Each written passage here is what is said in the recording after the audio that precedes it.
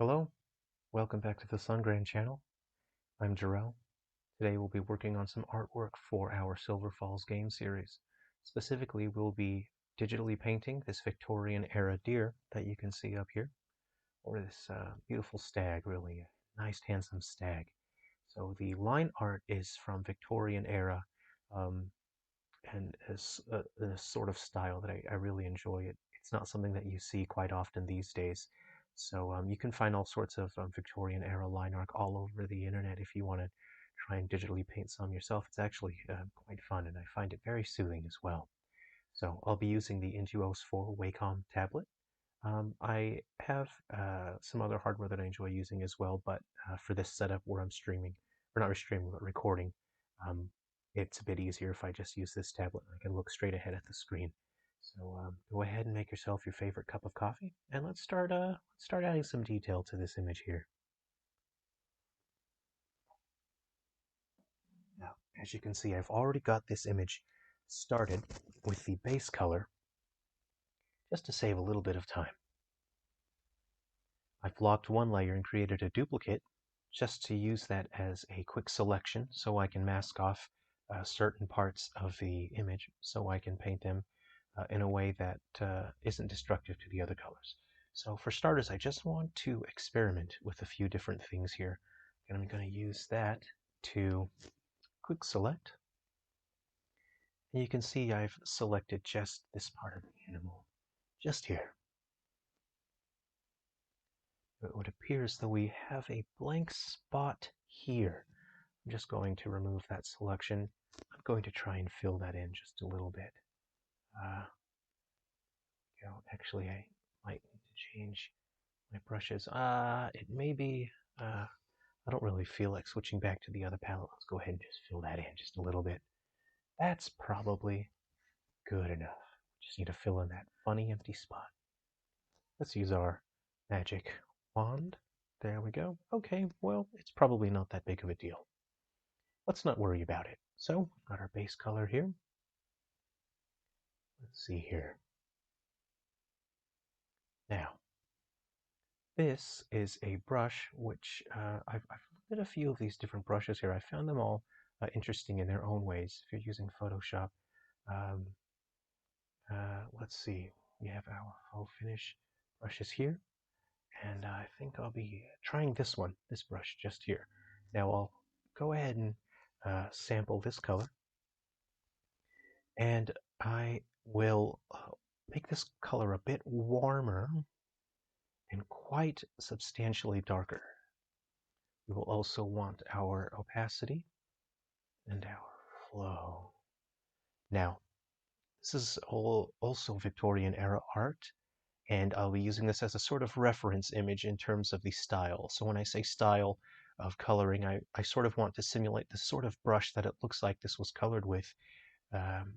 The coloring style, but also the dynamic between the darks, the darkest areas, and the lightest areas. So the darks seem to hit quite heavy in this particular instance. It doesn't seem to carry much of the mid colors here. We have a brighter area and then something quite dark here, and the mids kind of drop off quite quickly. So I want to try to keep that in mind. This is another sort of Victorian era image that I'm trying to keep in mind as well. So I can see this is colored with a bit of a cross-hatching type style in mind where you can really see the line work in there, which is why I'm going to try this particular brush.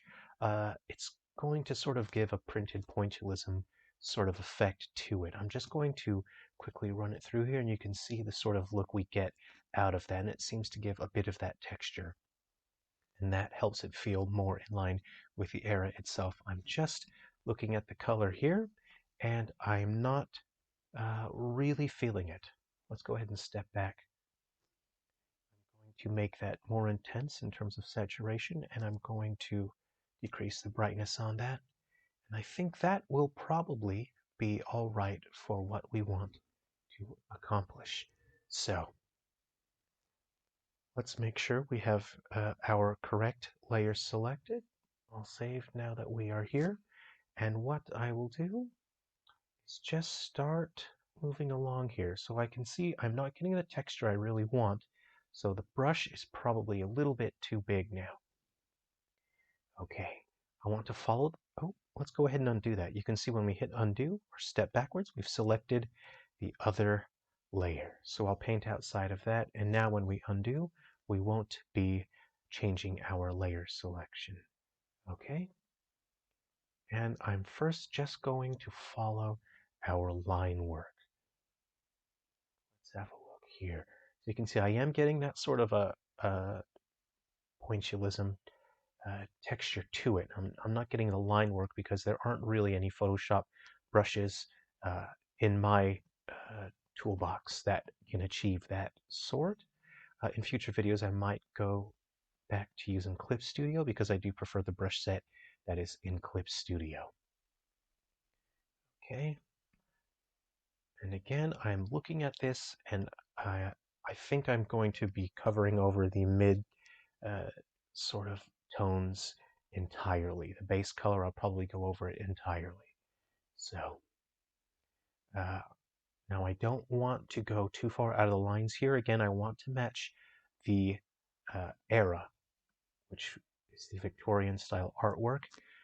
And I feel like I want to put some dark um, tones here, but it's not in the line work. So I'm going to follow the line work. Here we go. I don't want to really go crazy. I uh, don't want to go wild here. Let's follow our line work a little bit. I'm going to use some lighter tones in this area in a little bit to help that stand out. Okay, wonderful, fantastic. And you can see as we digitally paint that in, we are starting to get this texture here, which I think is quite nice. Okay, I'm going to make the brush just a bit bigger now so we can have a bit more variety in terms of the texture that is applied. The image I'll paint a bit more softly. So I can see that sort of texture is too big and splotchy for that area. I don't really like it. And I think now I will keep the brush about this size. I'll go a bit softer. Okay. That's not too bad. Okay, and you can see we're just painting on our base color here.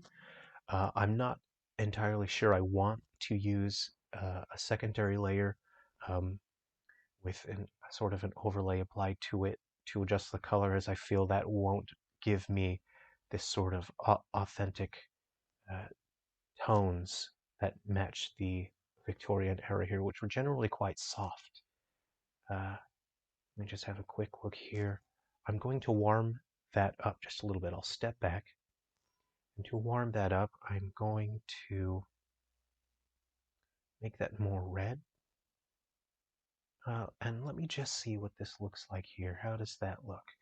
Okay, that's not the tonality that I want. Let's go ahead and bring that closer to the yellows now. And I can already see that is what I want. Go ahead and paint that in just a bit more like that now. Wonderful. That's not too bad. Okay, that's looking just fine. Okay, I am applying less pressure to certain areas as I want to just apply a little bit of texture to it. Not specifically just tonality, but some texture. Okay. Okay. Not too bad. That's looking all right. See, we've got some texture there. Okay. And I will be going over that with some darks and then some lights so I can really get those eyes to just stand out and pop. A bit of sparkle there. Okay. Alrighty. That's looking just fine. Have some nice texture just there. Again, we really want to make sure we cover all over our base colors, and we want to get rid of those flat tones because generally you would not see that in this Victorian era art style. So I will be going back over that shortly. Okay, make sure we get rid of all of our flat colors. Our flat tones are gone. Now what I'm going to do is make that quite bright. Now I'm going to be very, careful with this. I'm looking back at our reference material, and you can see there's just a little bit of white just there. But again, it's not too much, and it doesn't cut in. The white highlights don't cut into the image, so I want to try to style match that sort of image. Let's go ahead and have a look at our big, big rooster. Now, we don't have those bright white highlights that really stick out. So what I'm going to do is rely on the white to just give in some detail to where I think the deer should have a little bit of white. Okay, so I'm going to be very careful here. I don't want to go overboard. Now I just need to keep in mind I don't necessarily want to use this to highlight. I just want to use it to detail and bring in the idea of having a bit of white fur in there. Okay, and I will be introducing some midtones again after this step. Okay, so I feel it might be a little bit too dimensional, but we will go ahead and dial that back in just a little bit. Let's go ahead and get a little bit more detail there. We want his nice, happy face to stand out. Here we go. Again, right now it is going overboard with the highlights, and I will be dialing that back shortly. Okay. Here we're bringing in the idea of having some white fur down there. And after we unselect our mask, we'll go through again after we've detailed all of our areas. We can blend and get rid of those really harsh edges. We'll be doing that shortly. Okay, there we go. That's not too bad. Go ahead and select something from our midtones again. And this time I'll be bringing in a bit more warmth with the color. Let's make it a little bit more saturated. How about that? This time we're going to bring some of our midtones back in there. Very careful about this. Okay. Shrink our brush. Bring some of our midtones back. There we go. Bring some of our midtones back on in there.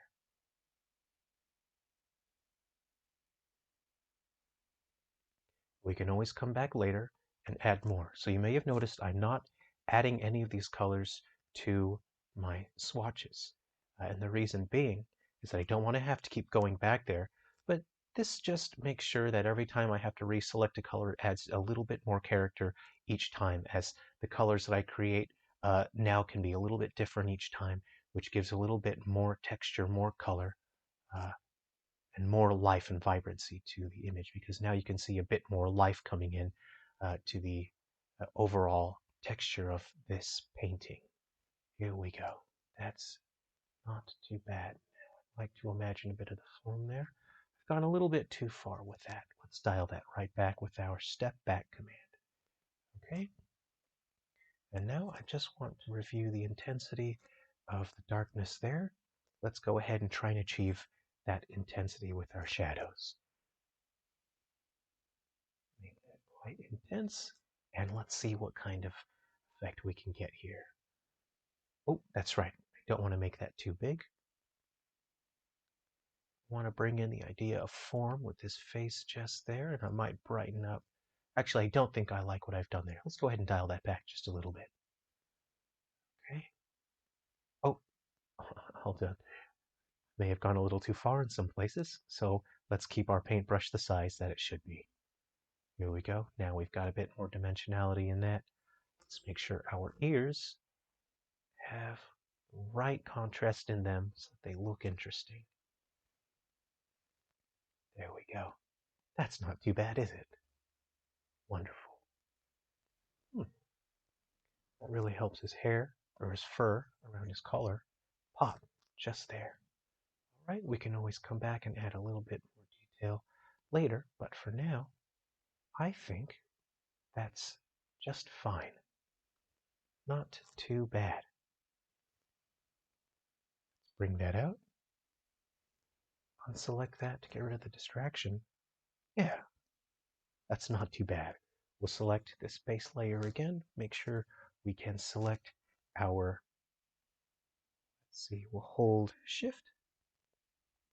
Wonderful. Let's go ahead and color in our leaves here. We'll use the same brush and the same technique. I would like the overall image to feel quite consistent. Make sure you select that. I'm going to color outside of there. it won't show up, but if I hit the button shortcut to step backwards, it won't switch my layers. I'm going to sample that color, and I'm going to darken it like so. This sort of layered geometry can make things a little bit challenging because you end up coloring uh, from one to the other. So I'm going to be a little bit careful here with some smaller brushes. How about that? Just so, like this.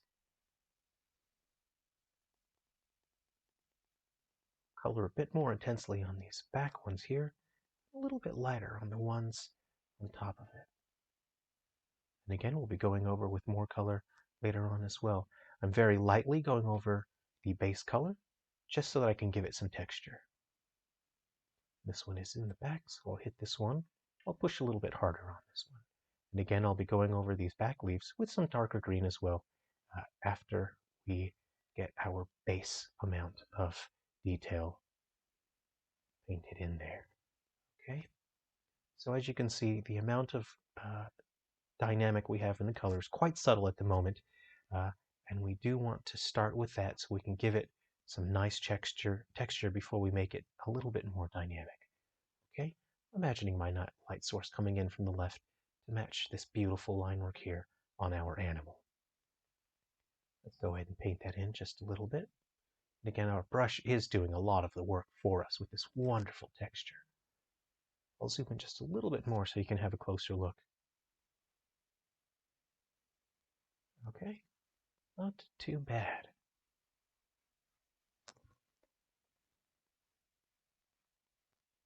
Okay, we can paint just there. Now for our base layer, I'd say that's not too bad. Let's go ahead and get a little bit more wild now. We're going to select that, but we are going to warm this color up by making it closer to yellow, which gives it the appearance of being affected by the sun, as the sun tends to warm things up. Let's go ahead and give that a quick run here and see how that looks. Okay, that actually looks quite nice. I'll make the brush about that size, and I think I'll leave it there for now. Don't want to paint behind it, but that's not too bad. How about that? Again, we don't have to be pixel perfect. We don't have to be precise. If you have a look at some of the reference images here, there is a fair bit of bleed from one object to the next. As long as you do a fair enough job communicating a sense of form and shape, then that should be your priority. There we go. I will be adding a little bit more highlights to that after I check the reference image just on how much I should be applying. Let's see here. So we do have a fair bit more highlighting going on here, but again, the highlights tend to not be overpowering, so I'm going to have to make sure I don't go overboard. Let's go ahead and bring in some highlighted detail to the right side now. Make sure we cover over our base color so that things look nice and interesting. Here we go.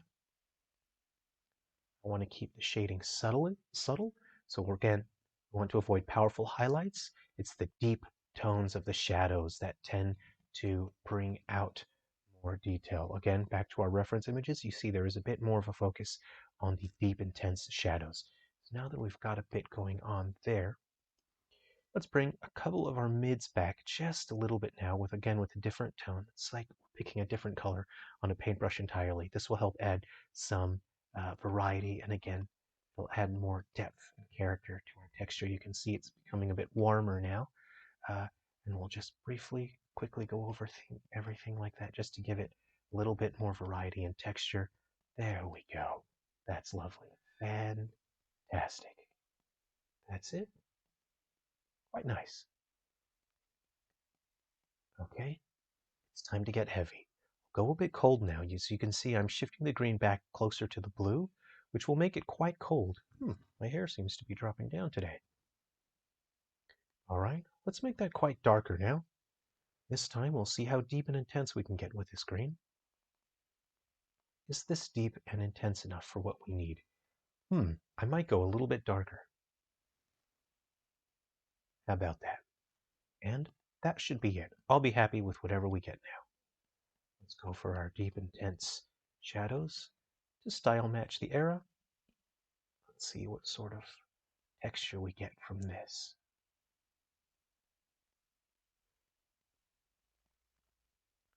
Some of that highlight, get rid of some of that. Okay, that's not too bad, is it? Go ahead and uh, push this guy into the background a little bit so that those other leaves pop just a little. Push that into the background. Let's go ahead and push this guy into the background as well. There we go. Now his friends can have the limelight. And maybe this guy can be pushed back just a little bit. And these parts can be pushed back just a little. Give this just a little bit more character and texture. And I think we'll be happy. What do you guys think about that? Let's zoom in, have a closer look. You can see it does sort of have that printed texture, sort of a pointillism bit of a feel to the flecks of paint that are in there, and that's part of the paintbrush. So that's quite a good paintbrush. Well, that is 20 minutes into our video. Let's go ahead and say farewell for now. I hope you enjoyed this episode, and I will have the part 2 of this coming up very shortly as I'll continue to paint on that. So, let's take a very short break. I appreciate you watching the video, and if you enjoyed it, I would appreciate it if you liked the subscribe button. That would be just great. See you next time on the Sungran channel.